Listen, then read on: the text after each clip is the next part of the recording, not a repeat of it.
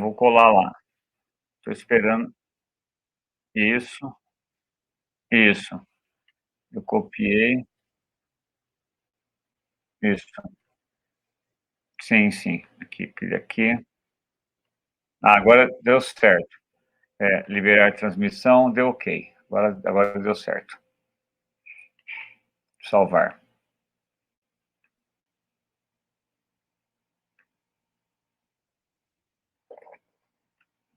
Ok, vamos liberar.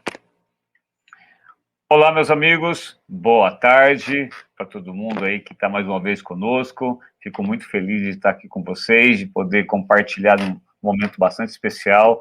Nós vamos receber aqui o meu querido professor José Augusto Pádua, uma pessoa que tem uma admiração especial. Ele vai contar um pouquinho para vocês um pouco do trabalho que ele vem desenvolvendo, né, nesse momento tão importante que o país vem passando aí, mostrar essa questão da ecologia global, vai falar um pouco para vocês dos seus conhecimentos, alguns livros que ele teve o prazer de escrever para a gente, que foi muito fantástico, um deles em especial, que eu gosto muito, que é o Sopro da Destruição. Então, gente, sem delongas, já estamos um pouco atrasados, nós temos aqui o professor José Augusto Pádua. Professor, seja bem-vindo, assim, nesse momento, fico muito grato por tê-lo aqui conosco, professor. Ok, grato pelo convite, é um prazer participar deste evento. E meu nome é José Augusto Pádua, eu sou professor da Universidade Federal do Rio de Janeiro, do Instituto de História, e onde coordeno também um laboratório chamado Laboratório de Natureza e História. E a minha especialidade é esse campo chamado de história ecológica, mas é muito mais comum ser chamado de história ambiental. E como uma contribuição geral aqui para os debates, eu pretendo fazer uma apresentação muito ampla mesmo, situando a presença das sociedades humanas, da história humana, no quadro do próprio universo, não é? Mas para entender isso, nós temos que entender que a ideia da história ecológica é não só uma abordagem histórica dos problemas ecológicos, porque isso é muito importante. Às vezes nós enfrentamos problemas ecológicos, mas temos dificuldade nesse enfrentamento porque não conhecemos a história de como eles emergiram, como eles se transformaram, como esses problemas surgiram. Mas é mais do que isso, é uma abordagem ecológica da própria história humana, né? Nós não continuarmos considerando os seres humanos como se eles estivessem flutuando acima do planeta, como se eles não existissem aonde nós existimos efetivamente, né? Que é através do mundo biofísico, convivendo com uma quantidade enorme de espécies de vida, convivendo com processos climáticos, com diferentes tipos de solo, com diferentes relevos. Cada lugar onde a história humana se manifestou no planeta, né, onde sociedades humanas surgiram, essa construção se deu. Eu já não falo mais nem nas relações da sociedade com a natureza, porque isso seria, eu acho, superficial demais, né? Nós falamos como se os seres humanos estabelecessem algumas relações com a natureza, eventualmente fossem buscar algum recurso natural ou eventualmente liberassem lixo no ambiente. Eu acho que a realidade é muito mais profunda. Nós não temos relações com a natureza, nós vivemos na natureza, através da natureza e somos parte da natureza. Né? Somos parte da natureza. Isso é uma consciência que a ciência está nos levando nos últimos séculos a esse conhecimento e nós temos que ter consciência disso, né? Nós somos um animal, um mamífero, não é? Um primata, agora, com características muito especiais, desenvolvendo a linguagem simbólica, desenvolvemos a consciência, o tipo de consciência que nós temos, né? Essa consciência autorreflexiva. E como diz o psiquiatra Antônio Damasio, quando emerge em nós essa consciência autorreflexiva que nos caracteriza, a coisa mais importante é justamente a noção de história, a noção de passado, presente e futuro, né? Que permite que a gente possa conectar os atos do passado, conectar toda a trajetória tanto dos movimentos biofísicos quanto dos movimentos humanos dentro dos movimentos biofísicos, como essas trajetórias vieram construindo sociedades e problemas ambientais, porque todas as sociedades enfrentam problemas ambientais. Agora, esse conhecimento, essa aproximação do passado, presente e futuro, daí nós pensamos a história ecológica global em conexão com a ideia da busca da sustentabilidade, né, da busca de um futuro sustentável, ela se tornou especialmente importante, né, no contexto que nós estamos vivendo hoje. Então, eu vou começar por esse contexto atual. Pode passar.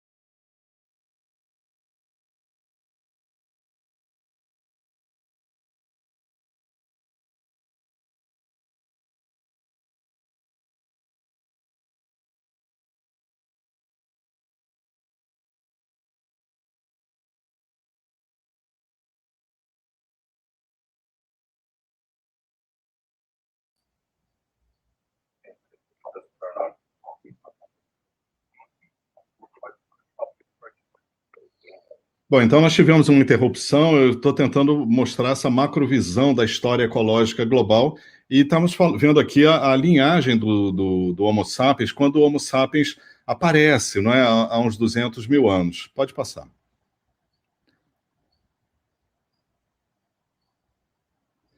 Pode passar.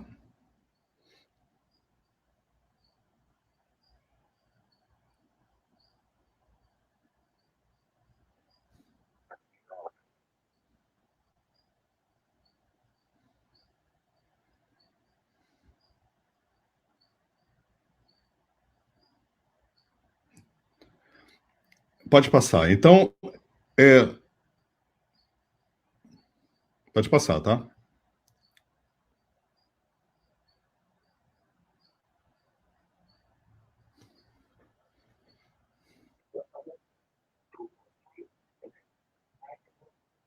Pode passar.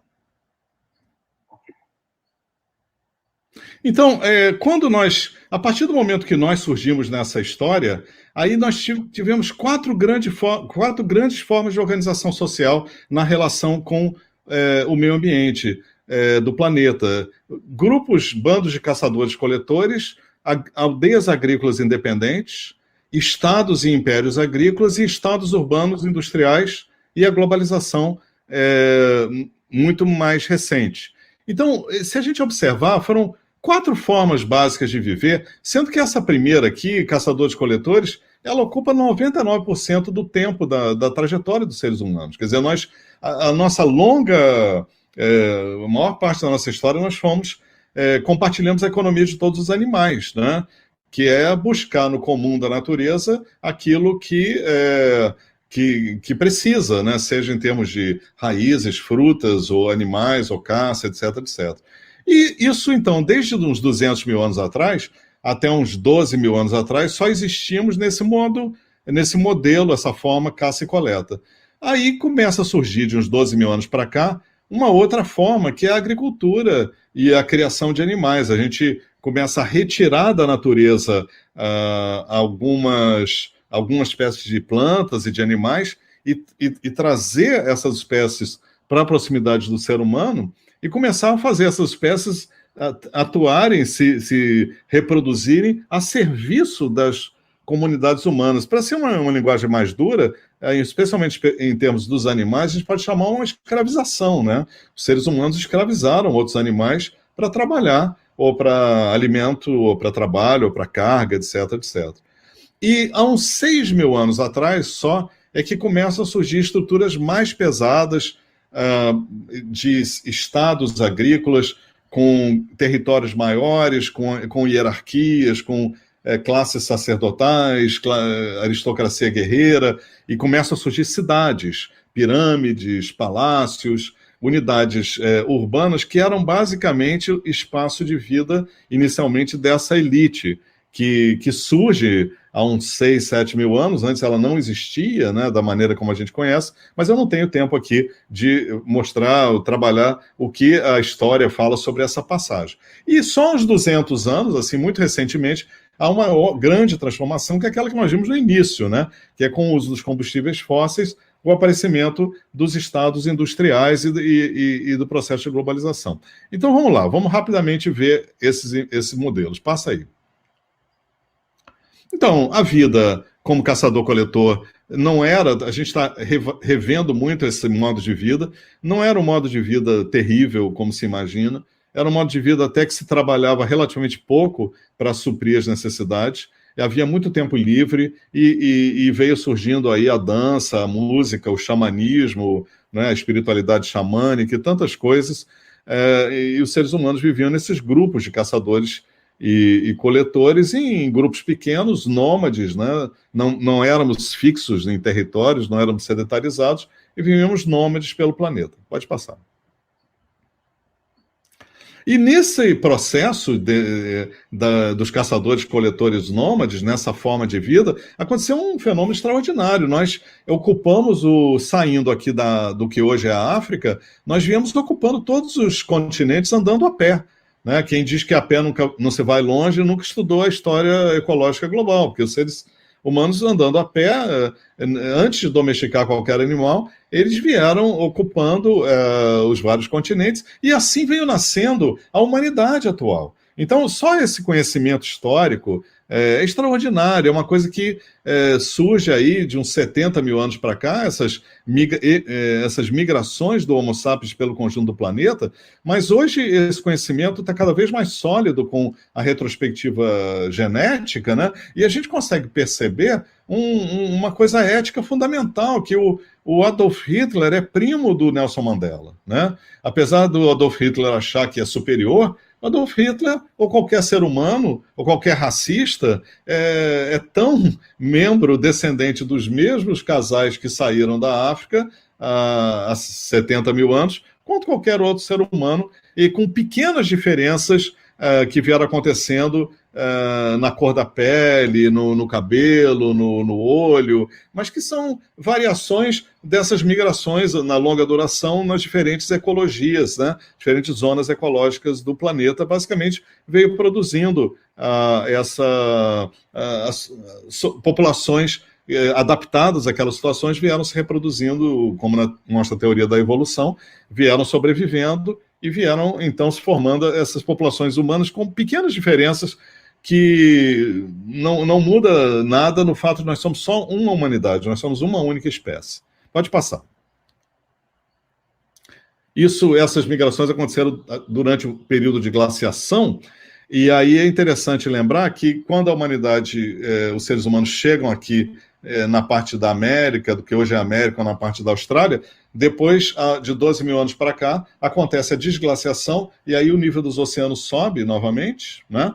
E aí aquelas passagens se fecham e a humanidade fica separada em diferentes partes, né? Que não tinha contato umas com as outras, não tinham contato entre si. Esse contato da humanidade como um todo só veio acontecer com as navegações dos europeus há 500 anos atrás, e dando início ao processo de globalização que a gente costuma comentar. Pode passar. E outra forma foi a forma aldeia agrícola, né? Pode passar, são seres humanos vivendo em grupos pequenos, de alguns milhares de pessoas, produzindo para autoconsumo, tanto no longuíssimo período dos caçadores-coletores, quanto nos milênios em que começam a aparecer aldeias agrícolas no planeta e continuam existindo caçadores-coletores. Nós não temos grandes desastres ecológicos produzidos pela ação humana. Aparentemente, há uma discussão sobre isso, mas o ponto que eu acho muito importante enfatizar em relação a esse estudo da história é que não está escrito nas estrelas que os seres humanos são destrutivos do mundo, do meio ambiente. Nós nos tornamos destrutivos há pouco tempo. A maior parte da nossa história, de mais de 99% da nossa história, nós não fomos especialmente destrutivos em relação ao mundo biofísico onde nós vivemos. Pode passar. E aí, com isso, vieram se domesticando plantas e animais de diferentes lugares, e essas plantas e animais vieram se misturando com a globalização dos últimos séculos, né? Então, o arroz da China, que foi domesticado na China, a batata que existia aqui nas Américas, o milho que existia aqui nas Américas, depois vai para a Europa. Então, com a globalização, aconteceu uma mistura de plantas e animais que foram domesticados em diferentes lugares, porque a diversidade do planeta se expressava aí. Você só consegue domesticar aquelas espécies que existem na natureza e que são passíveis de domesticação naquele lugar específico onde houve a domesticação, seja aqui na Ásia, na África, nas Américas, etc. Pode passar. Pode passar. Pode passar. Então, há uns 6 mil anos atrás, bem mais recente, né, que você vê, os seres humanos, nós surgimos há uns 200 mil anos atrás na história biológica do planeta, e há uns 6 mil anos, bem mais recente, começa a surgir coisas como cidades, pirâmides, Estado, dominado por aristocracias, começa a surgir a escrita. Então, só aqui de 6 mil anos para cá é que a gente tem o fenômeno da escrita, seja em argila, seja em papiro ou em papel. E então, alguns consideram que só aí que começa a história e antes é a pré-história. Mas eu acho isso uma visão inaceitável. Não existe pré-história. Desde o momento que o ser humano surge, é a história do ser humano, não é? Com os diferentes momentos. Não existe nada que seja antes da história. Desde que o Big Bang acontece e o universo começa a se expandir, nós estamos vivendo uma só história, né? Não há pré-história. Então vamos lá, pode passar. Então, ali surgiram cidades, estados agrícolas com cidades maiores, como Roma e outras, mas que eu não tenho tempo de explorar aqui. Vamos passar? Ou também aqui na América Antiga, né, na atual América, no tempo antigo, dos astecas, dos incas. Podemos passar? Podemos passar. E vieram acontecendo desastres, como eu falei, colapsos, né, que vêm sendo estudados hoje pela história ambiental. Esse aqui é um exemplo. Essa cidade, esse estado aqui, Tikal, ela foi construída pelos Maia numa floresta no norte da Guatemala e ela foi abandonada antes dos espanhóis chegarem. Quando os espanhóis chegaram, já não havia mais, havia perdido a capacidade de sustentação. A gente tem hoje várias explicações da perda de sustentabilidade dessa sociedade. E então essas grandes estruturas aqui foram desfeitas, entraram em colapso, porque isso precisa muita madeira, muitos animais, muitos seres humanos trabalhando para renovar isso. Quando há a situação de colapso é quando essas grandes estruturas são abandonadas. Em geral, os seres humanos voltam a viver no modo de aldeia agrícola ou de caça e coleta. E a floresta ocupou o espaço, tomou novamente o espaço. Então, há vários estados agrícolas que surgiram, já existe uma história de colapso. Quando a gente fala em insustentabilidade, não estamos falando de ficção científica, estamos falando de algo que nós conhecemos na história do planeta. Pode passar. E aí veio acontecendo, pode passar, navegações. Primeiro, navegações que os chineses fizeram. Isso eu estou falando já dos últimos 600 anos, quando há o início da globalização.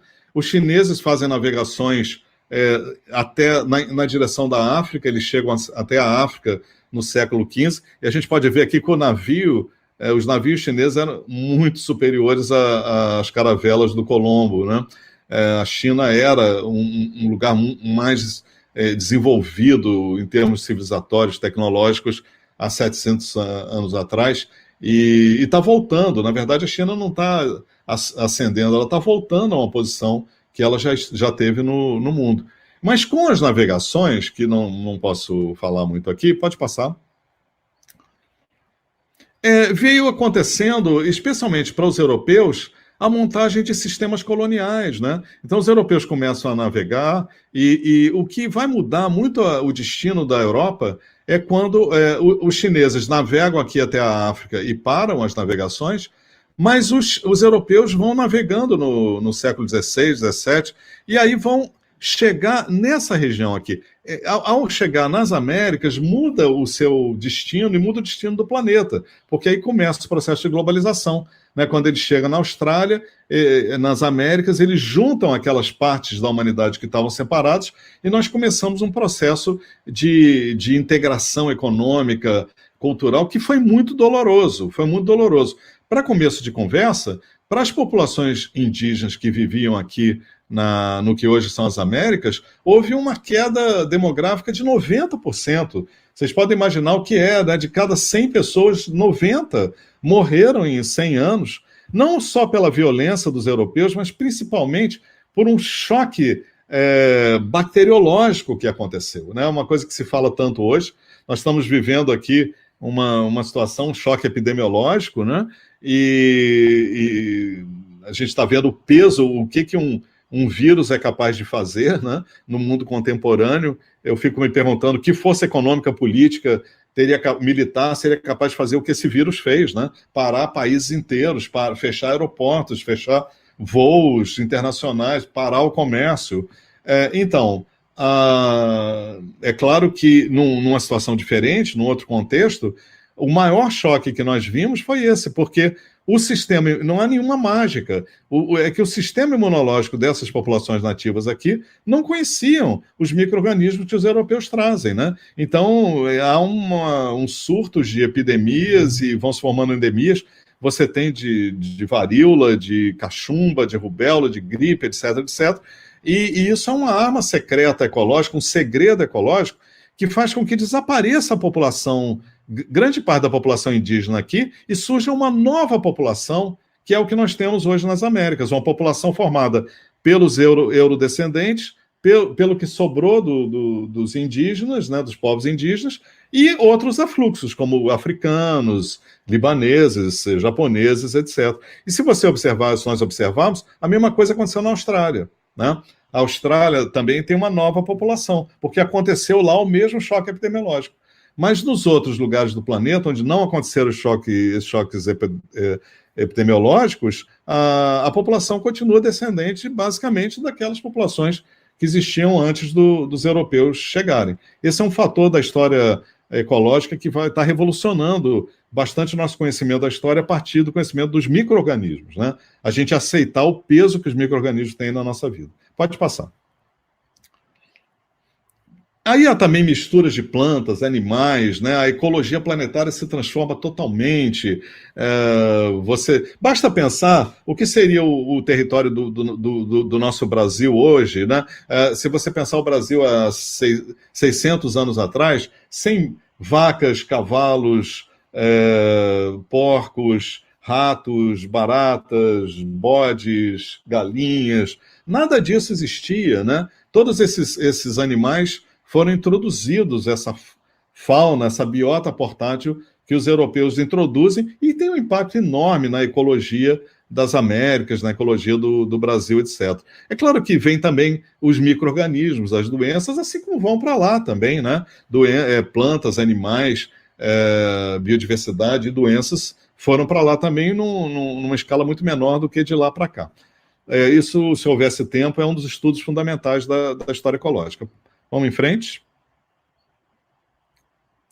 Também, outra mudança impressionante que acontece são os cerca de 12 milhões de africanos, né, que são retirados do continente que a gente chama hoje África, de alguns lugares, e trazidos aqui para as Américas, para diferentes lugares. O Brasil foi o lugar que mais recebeu, né, recebeu entre 4 e 5 milhões de escravizados. Então, isso também mudou muito o destino da humanidade, né? Refez populações. Vejam a importância que isso tem na cultura brasileira, mas também os problemas de racismo, os choques que acontecem em toda parte, acontecem nos Estados Unidos com muita força. Né? Tudo isso são consequências dessa globalização dos últimos séculos. Vamos em frente.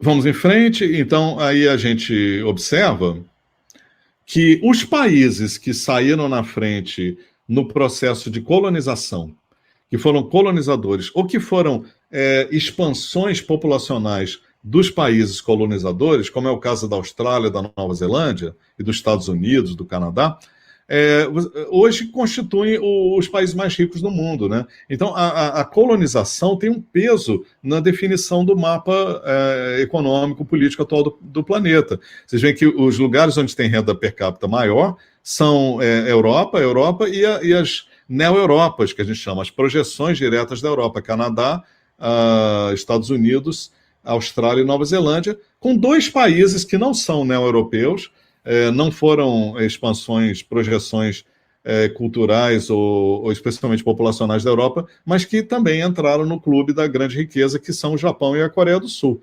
E depois vem países que foram também projeções da Europa, mas híbridos, não é? Com misturas de populações com culturas indígenas, e que são países que foram mais colônias de exploração, em grande parte, né?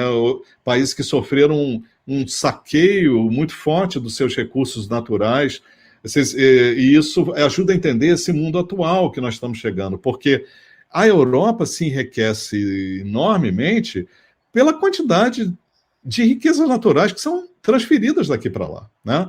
Vocês imaginam o significado da quantidade de ouro, da quantidade de prata, da quantidade de madeira, da quantidade de açúcar, não é? E todos os produtos que podem ser produzidos aqui, principalmente na América Latina, nas áreas tropicais, tabaco, rum, açúcar, depois café, já com a independência. Então, aqui, com essa transferência de recursos, a Europa veio se tornando o lugar mais rico do planeta e mais poderoso do planeta. Podemos passar. E aí nós estamos chegando na situação que nós vimos no primeiro slide, né? Estamos acabando aqui. Então, a gente vê que a Europa faz revoluções industriais com uma acumulação de capital em grande parte proporcionada pelas riquezas naturais das Américas, né? Não só isso, claro, mas isso teve um peso. Numa nova visão de mundo que vai surgindo, que é essa visão que o Max Weber, o grande sociólogo alemão, chamou de desencantamento do mundo, desencantamento da natureza, né? Essa visão objetiva e utilitária da natureza, que o Ailton Krenak, ele sintetiza muito bem, dizendo: você vê uma cachoeira, vê uma hidrelétrica, você vê uma floresta, vê uma madeireira, né? O mundo natural perde seus encantos, seus mistérios, sua espiritualidade, seus seres espirituais. Na visão da ciência moderna, é apenas matéria a ser consumida, é algo a ser utilizado, né? Essa visão utilitária do mundo natural. Também novas tecnologias que surgem na Europa, e aí outro segredo ecológico enorme, que são a busca, o encontro dessa fonte, dessas reservas, grandes reservas de combustíveis fósseis que estavam no subsolo do planeta, né? Isso é que vai mudar toda a história depois, posterior, né, nos últimos 200 anos, porque com a entrada dessa energia do subsolo, as forças produtivas dão um salto, há uma multiplicação da capacidade produtiva usando carvão, usando máquinas a vapor, usando petróleo, usando todo tipo de tecnologia mecânica, veículos automotores, e isso, até antes disso, toda a ação das sociedades humanas dependia dos movimentos circulares da superfície do planeta, né? Quando chegava o inverno, parava, quando chegava a noite, parava. Tinha que acompanhar o dia e a noite, o ciclo das estações. Mas o combustível fóssil, ele entra como uma seta direta do subsolo para a superfície, que não passa por esses movimentos circulares da superfície do planeta. Por isso que cria situações muito mais graves de lixo, não é? De contaminação, porque não há movimentos circulares de reciclagem e reabsorção. Aquela fonte energética vai produzindo uma produção que é simplesmente jogada no ambiente sem capacidade de absorção. Pode passar.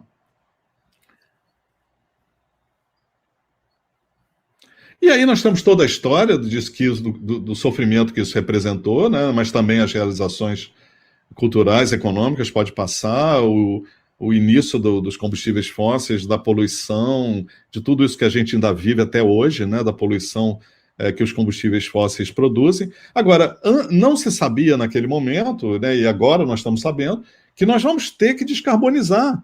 Nós vamos ter que vir abandonando os combustíveis fósseis, e não porque não existam mais reservas, né? Ainda existem reservas consideráveis de petróleo e especialmente de carvão mineral.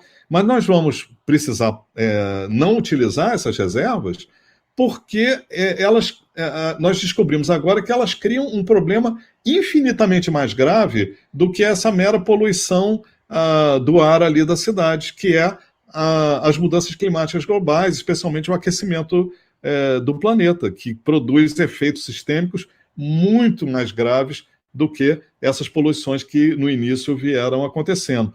Então isso mostra que a ciência ela vai descobrindo soluções, mas ela também vai descobrindo problemas, né? No início, quando surge o combustível fóssil, parecia que o problema energético estava resolvido. O ser humano ia ter, sociedades iam ter energia abundante para a vida toda, né? Para o futuro todo. Só que depois, por exemplo, a mesma ciência descobre que aquela energia, né, aquela queima, estava produzindo um efeito gravíssimo que antes não se sabia, que é o aquecimento global. Então é interessante perceber esses padrões da história, né? Vamos em frente, quase acabando. Então, com essas transformações industriais, e voltando lá aos primeiros slides, nós chegamos na grande aceleração e começam a aparecer na paisagem do planeta, não cidades industriais como a gente acabou de ver, mas coisas como essa aqui, né? Muitas metrópoles de dezenas de milhões de pessoas e uma população de mais de 7 bilhões de pessoas, e aí começa, como nós vimos, a grande crise ambiental global, né? Que aparece sintetizada naquele rompimento de limites planetários que vão gerando... o planeta fica chacoalhado, o planeta está sob estresse, né? Com essa pressão. Não que ele não seja, o planeta é muito mais poderoso do que nós. É verdade que isso é preciso considerar também. O planeta já sofreu impactos muito superiores ao que os seres humanos podem produzir. Há 60 e poucos milhões de anos, houve o choque de um asteroide na região onde hoje é o Golfo do México, provocou praticamente a extinção da vida no planeta e a extinção dos grandes dinossauros, dos grandes répteis, não pelo choque direto, mas pela mudança climática brusca que aconteceu, né, que veio afetando as cadeias alimentares e impedindo a sobrevivência, especialmente das espécies maiores, né? Os maiores, os mais fortes, caem primeiro. Só que o planeta aguentou, se reconstituiu. Então, quando a gente fala que o planeta está sendo chacoalhado, não é que o planeta está sendo destruído, ao meu ver e de vários observadores. O que está sendo modificado são as configurações atuais do planeta que permitem a civilização humana. Porque, por exemplo, para o planeta Terra, se você tiver mais 6 graus de média, o planeta aguenta isso. Algumas espécies sobrevivem, outras não. Há um grande chacoalhada geral na biodiversidade do planeta, mas o planeta sobrevive, o planeta aguenta. Agora, a civilização humana é que não aguenta, né? Então, a lição muito importante é que, mais do que falar nós temos que lutar para salvar a Terra, nós temos que... o mais correto, em termos de história ecológica, é dizer, nós estamos precisando lutar para salvar a nossa presença na Terra. Salvar a nós mesmos, salvar a presença, a capacidade de sustentação dos seres humanos na Terra, que tem limites. E a gente está começando a aprender esses limites. Então, esse é o grande problema. E tem um segundo grande problema que, com ele, eu vou terminar aqui a minha apresentação. Pode passar. Pode passar.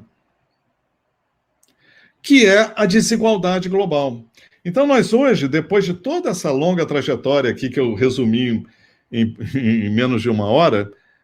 inclusive do próprio universo, né? Uma história do universo que continua existindo, a história do planeta, da geologia do planeta que continua existindo, a história da biologia do planeta que continua existindo, a história dos seres humanos. Nós chegamos a uma capacidade, a uma potência de impacto, de transformação muito superior a qualquer coisa do passado, mas junto com isso, com a crise ecológica e ambiental global, existe uma outra enorme crise e a gente vai ter que trabalhar para resolver as duas ao mesmo tempo, que é um enorme desafio, que é a desigualdade global. Porque nós poderíamos dizer, bom, já que a humanidade cresceu tanto, a riqueza humana cresceu tanto, então os seres humanos ficaram mais ricos. Mas aí entra a realidade concreta do antropoceno na sua diversidade de países, classes, regiões, etc. Né? Quer dizer, você pensando no antropoceno, a gente às vezes pensa em números, grandes números, né? O consumo global de energia. Ok, esse é um indicador importante, mas é preciso ver também que essa energia é consumida de uma maneira muito desigual. E esse quadro aqui mostra que existem mais ou menos 4 grandes castas de consumo dos recursos do planeta. Um quinto da humanidade muito rico, quer dizer, muito acima do teto do que seria sustentável, né? Esse 1/5 da humanidade. Depois nós temos mais 1/5 aqui da humanidade, que é uma espécie de classe média global, alta, global, que consome muita energia, muita matéria, muitos recursos, mas não chega ao nível desse 1/5 mais rico. Nós temos aí 2/5 de uma classe média baixa, digamos assim, pessoas pobres que consomem mais do que o piso, mas que o consumo delas é muito inferior ao desses 2 grupos aqui, e 1/5 extremamente pobre, que está no limite ali da sobrevivência em termos de consumir os recursos do planeta. É o último slide com o qual eu vou terminar a minha apresentação. Já pedindo desculpas por eu ter tratado de tantos assuntos de uma forma tão condensada e sintética, mas a ideia é essa, justamente para quem nunca pensou isso, ter esse quadro geral na cabeça. Então pode passar aí o último slide. Então, é a mesma coisa que eu acabei de falar.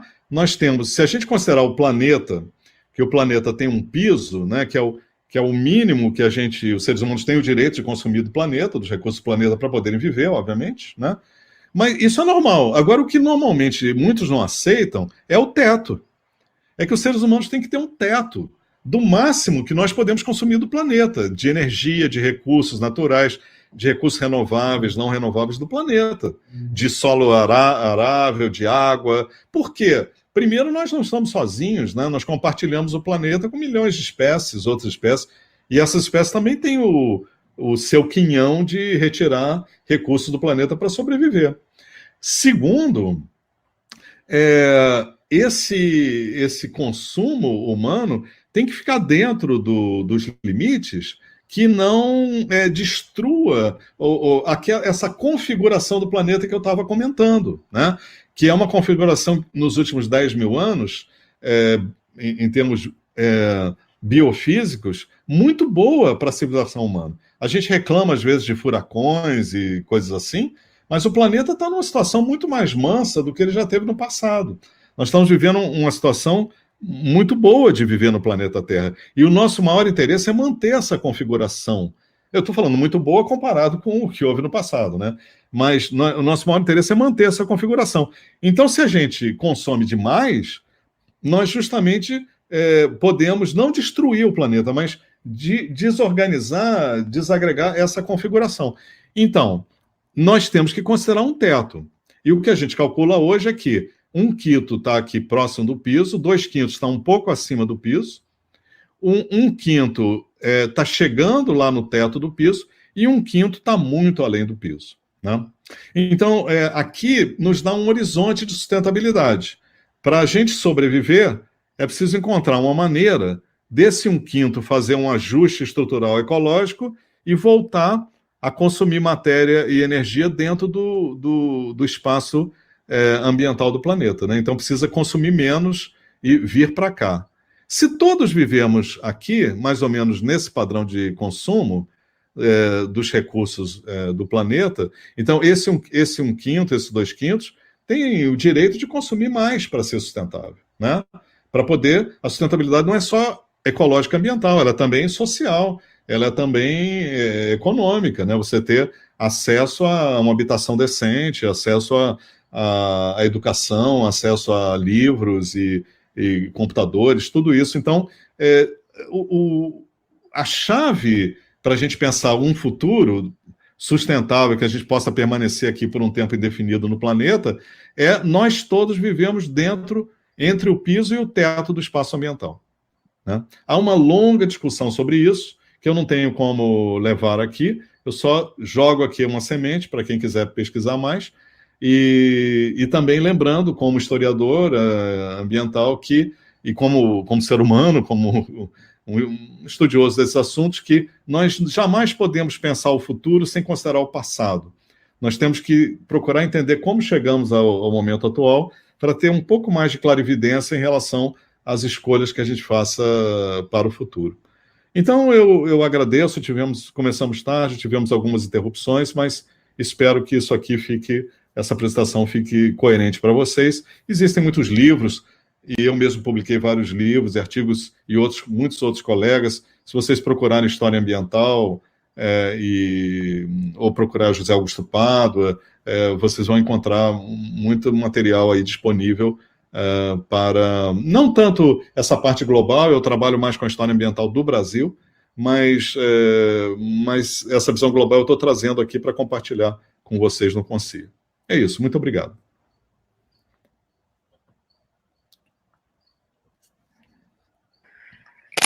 Parabéns, professor. Poxa, eu fico assim, triste por esses problemas técnicos e de não poder ter tido a oportunidade de escutar o senhor por completo, e tem muito mais material, né? Eu tive a grata satisfação de poder assistir sua aula por completo sempre. É sempre fabuloso. E quando o senhor fala que falta ainda um material desse escopo de ecologia global, da história da ecologia global mundial, né, para a gente ter, seria bem bacana ter um livro ainda sobre isso, como o senhor colocou aí. É um desafio bastante legal para a gente ter essa coisa presente, né. Professor, vai estar disponível essa palestra, o pessoal sabe, né, vai estar aí para alguns meses ainda, não vão ter outras pessoas assistindo, né? Acreditamos que muitas pessoas vão ainda estar vendo isso, é um privilégio grande poder ter, nesse momento de